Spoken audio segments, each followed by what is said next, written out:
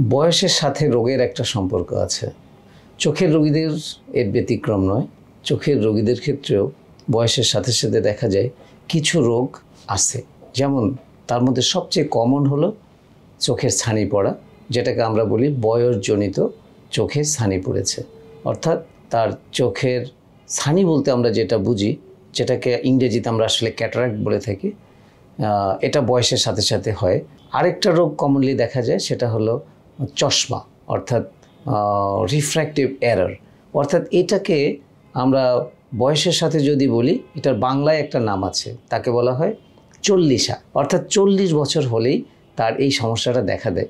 অর্থাৎ রুগী আমাদেরকে এসে বলে যে স্যার, আমার তো দূরে দেখতে কোনো অসুবিধা হচ্ছে না, কিন্তু কাছে আসলেই কেমন ঝাপসা হয়ে যায়, কিংবা দুটা দিকে জিনিস দেখতে পারি, আগে যেখানে দেখতে পারতাম সেখানে দেখতে পাই না, আর একটু সামনে নিলে দেখতে হয়, একটু ঝুঁকে দেখতে হয়। তো আসলে এবং পেশেন্টরা অনেক সময় কিন্তু আসলে ভয় পেয়ে যায় যে না, আমার কি হলো, আমি এরকম হলো কেন। আমাদের কাছে আসেন, আসলে এটা ভয় পাওয়ার মতো কিছু না। ও যে বললাম আগেই, চল্লিশা, এটাকে আমরা আমাদের মেডিকেল ভাষায় বলি প্রেস বায়োপিয়া। এটা আসলে বয়সের জনিত কারণে হয়। অর্থাৎ ছোট বয়সে বা 40-এর আগে চোখের যে অ্যাকোমোডেশন পাওয়ার, কাছে দেখার জন্য, কাছে পড়ার জন্য, যেটাকে আমরা নিয়ার ভিশন বলি, এটা ভালো থাকে, খুব স্ট্রং থাকে। কিন্তু বয়স বাড়ার সাথে সাথে এই অ্যাকোমোডেশন পাওয়ারটা কমতে থাকে, ডিক্রিজ করতে থাকে, যার কারণে চোখ সে আগের মতো অ্যাকোমোডেট করতে পারে না, যার জন্য 16 থেকে 18 ইঞ্চির মধ্যে তার দেখতে, লিখতে, পড়তে, খেতে কষ্ট হয়। সেক্ষেত্রে আমরা যদি তাদেরকে একটু প্লাস লেন্স দিয়ে দিই, তাহলেই সে কিন্তু আগের মতো দেখতে এবং পড়তে পারে। এটাকে বলা হয় প্রেস বায়োপিয়া। আরেকটা সমস্যা দেখা দেয়, এটা যদিও জটিল সমস্যা, কিন্তু আসলে বোঝা যায় না। এটা 40-এর পরে সাধারণত হয়, চোখের প্রেশার বেড়ে যায়, যেটাকে আমরা বলি ইন্ট্রাকুলার প্রেশার। এবং ইন্ট্রাকুলার প্রেশার বাড়ার সাথে সাথে যে রোগটার নাম আসে, সেটা হলো গ্লুকোমা। এটা একটা কঠিন ঘাতক রোগ বলা যায়।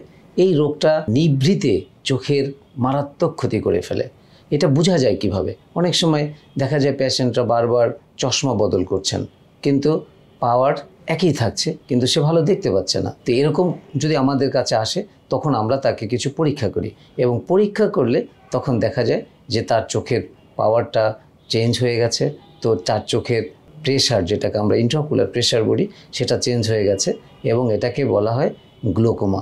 সুতরাং আমি আপনাদেরকে বলবো যে বয়স বাড়ার সাথে সাথে, বিশেষ করে 40 বা 40-এর কাছাকাছি আসলেই আপনারা চোখের ডাক্তারের কাছে আসুন এবং চোখের পরীক্ষা করে নিন। এখানে আরেকটা জিনিস আমি বলতে চাই, যে ডায়াবেটিস এখন এমনভাবে ছড়িয়ে পড়েছে যে এটা জানে না বা এটা সম্বন্ধে সচেতন না, এরকম মানুষ কম। কিন্তু আমরা আরেকটা বিষয় আপনাদেরকে যেটাকে বলতে চাই, সেটা হলো যে ডায়াবেটিস হলে যে শুধু শরীরের সমস্যা হয় তা না, এখানে কিন্তু চোখের সমস্যাটাও দেখা দেয়, যেটাকে আমরা ডায়াবেটিক রেটিনোপ্যাথি বলি। আরেকটা রোগ আছে কমন, সেটা হলো হাইপারটেনশন বা উচ্চ রক্তচাপ। এটাও কিন্তু আমাদের জনসংখ্যার মাঝে খুবই কমন, এবং এদের ক্ষেত্রেও রেটিনাতে একটা সমস্যা হয়, সেটাকে বলা হয় হাইপারটেনসিভ রেটিনোপ্যাথি। এই দুটো জিনিসই কিন্তু আসলে বয়সের সাথে রিলেটেড। এবং ডায়াবেটিস যদিও অল্প বয়সে হতে পারে, হাইপারটেনশন অল্প বয়সে হতে পারে না সেটা না, কিন্তু দেখা যায় যে এটা আসলে 40-এর পরেই বেশি হয়। সুতরাং আমরা বলতে পারি যে 40-এর পরে এই রোগ দুটার ব্যাপারেও আমাদের খেয়াল রাখা উচিত। সুতরাং আমার আপনাদের প্রতি অনুরোধ থাকবে যে বয়স 40 হওয়ার সাথে সাথে আপনারা চোখের ডাক্তারের কাছে এসে আপনাদের চোখ পরীক্ষা করে নেবেন, এবং এই ঘাতক রোগ থেকে মুক্ত থাকবেন।